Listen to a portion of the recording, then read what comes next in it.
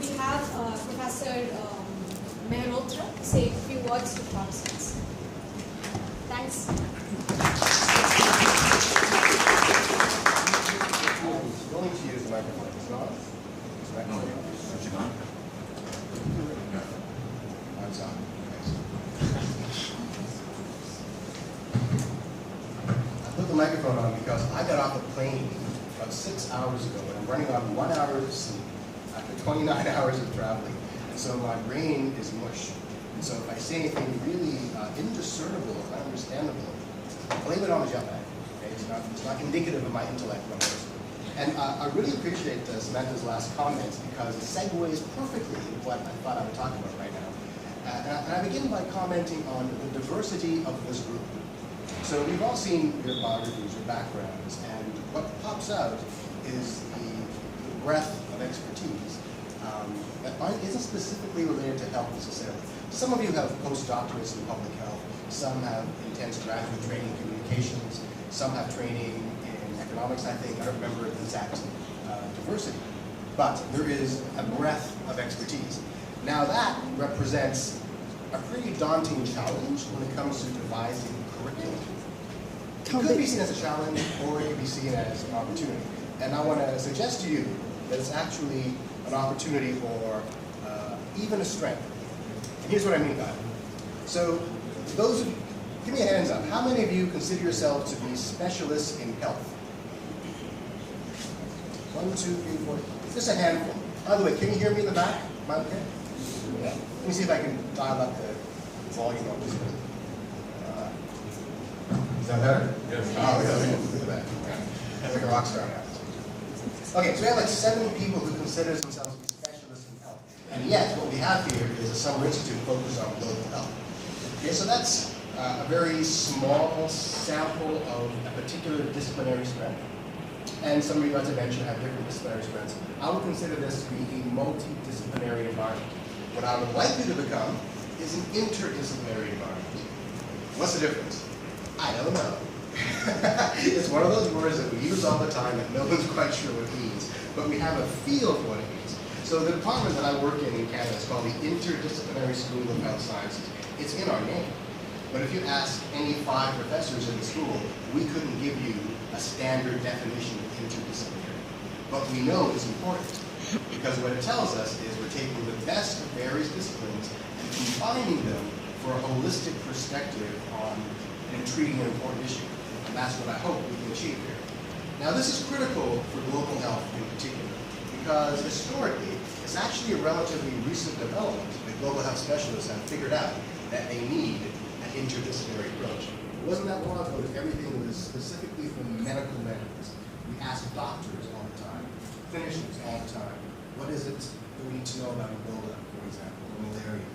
What we need to know now is the perspectives of economists and social scientists, and so forth. And that's for a number of reasons. The first reason, as we will explore in the next few weeks, is it gives us perspective on the field. The second reason is it's actually good for your careers. So what I tell my students is I want them to become T-shaped people, the letter T, like this.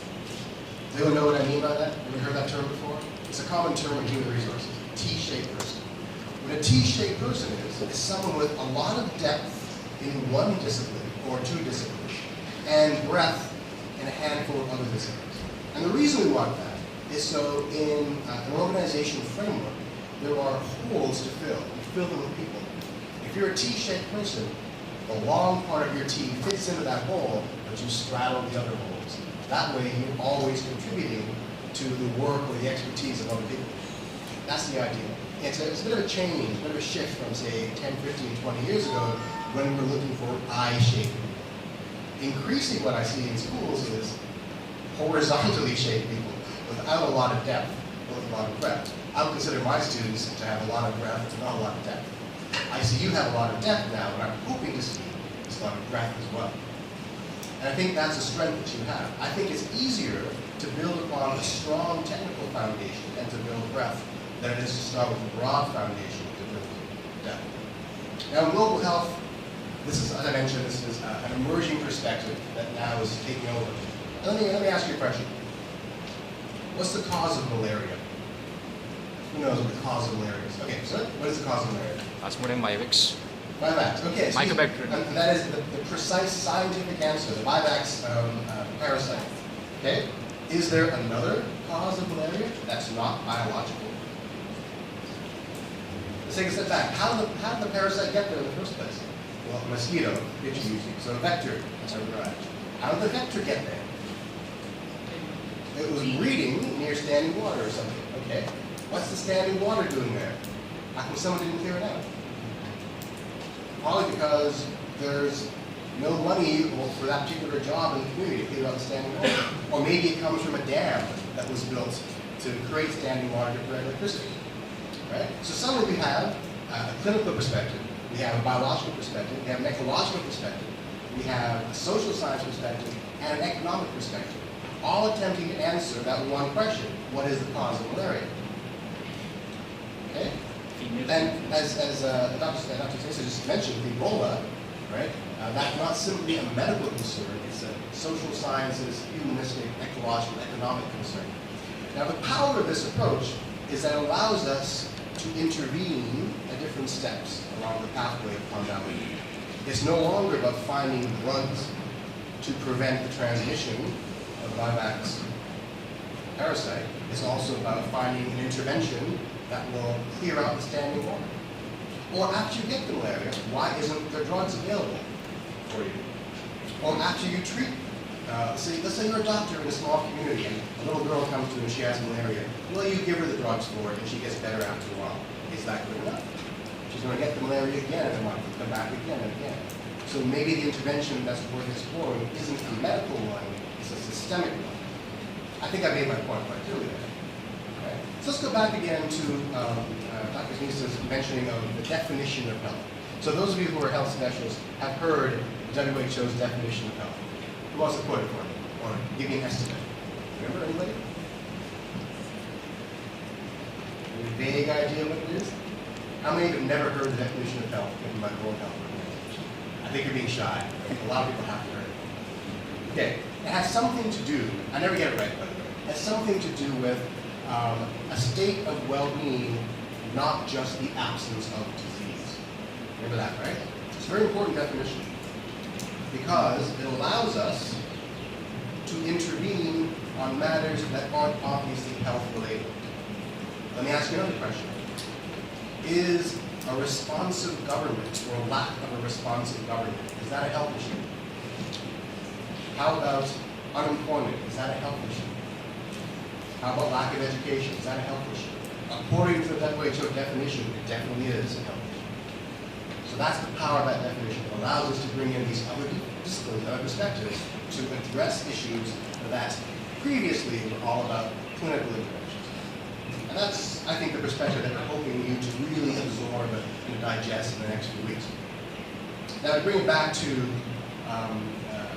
measurable components in global health right now, we've all heard of the Millennium Development Goals, right? The MDGs, 8 goals that were put forward 15 years ago that have since directed almost every international intervention of note in the global health arena. The MDGs include things like we have to focus on maternal health, child health, HIV, poverty, and things like that. Well, you're probably aware that we're now debating the SDGs, the Sustainable Development Goals. These are going to be goals that will take us into the next century, really. That will define funding dynamics, that will define educational pathways, that will define what we learn in school and what we focus on in our jobs when it comes to global health. These SDGs are not just health-based, they're not just development-based. They're economic-based, they're language-based, they're gender issues-based, they're poverty-based. There's a whole wide range of them coming down the pipeline. So, in other words, to get a grasp of what the world needs in order to transform itself, or at least portions of it, into more developed areas, whatever that means, we'll discuss that too. What does it mean to be developed? How do you measure development? We need to get a grasp on how these goals are being processed and defined. So I can talk forever about any number of things. I'm going to stop now before I get too long-winded. But what I see here is a sea of very interested, engaged faces. What I see in your biographies is impressive backgrounds. What I see amongst your instructors here are people uniquely qualified to bring all of that background together into interdisciplinary, cohesive whole. And I look forward to seeing where we end up. Thank you.